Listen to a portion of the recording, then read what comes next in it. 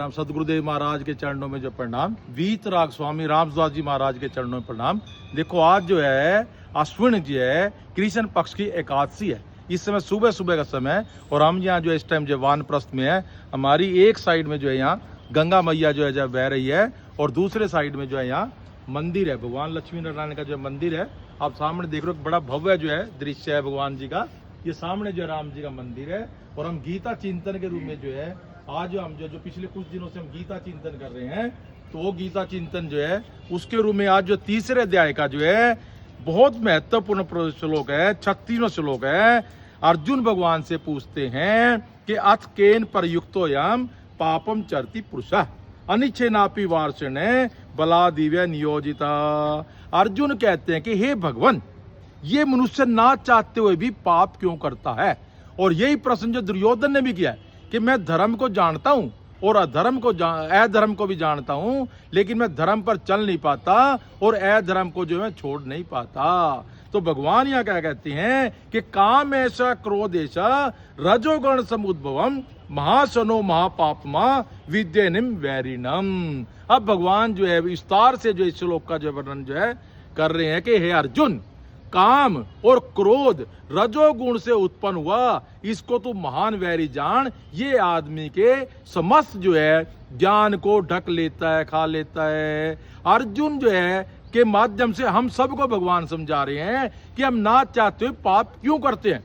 हम सबको पता है कि पाप का जो फल है वो दुख है और पुण्य का जो फल है वो सुख है। हम पाप जो है करना छोड़ते नहीं और पुण्य हम करते नहीं, ऐसी क्या शक्ति है। तो उसके बारे में भगवान कह रहे हैं कि कामना और क्रोध, इनके कारण ही समस्त अनर्थ होते हैं। जब मन में कामना अत्यधिक बढ़ जाती है तो आदमी अनेक प्रकार के निषिद्ध जो है कर्म जो है करता, चोरी हत्या डकैती पाप वगैरह भी जो भगवान जो है ये इस पर में जो है लगा रहता है। अत्यंत कामना बढ़ने पर क्या अनर्थ नहीं होते। जितने भी आज समाज में भ्रष्टाचार अनाचार है वो कामना के कारण ही है। कामना के कारण आदमी जो है अपने ज्ञान को जो भूल जाता है। इसका एक दृष्टांत जो है स्वामी जी ने जो दिया है कि अत्यंतिक कामना बढ़ने पर, जैसे देखो अग्नि जो है अपना प्रज्वलित है, लेकिन जो धुआं है वो अग्नि को ढक लेता है। दर्पण के ऊपर जो मैल होता है वो दर्पण को ढक लेता है। और जेर के अंदर हमें पता है, जेरज जब हम पैदा होते हैं पशु को हम, तो वो जेर से ढके होते हैं।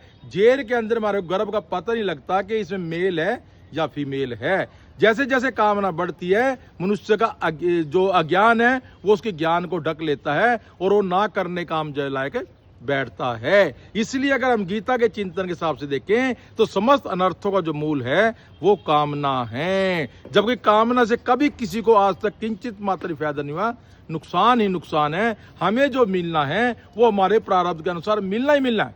कामना से कुछ ज्यादा नहीं मिलता और किसी की भी कामनाएं आज तक कभी भी जो पूरी नहीं हुई, हो सकती नहीं।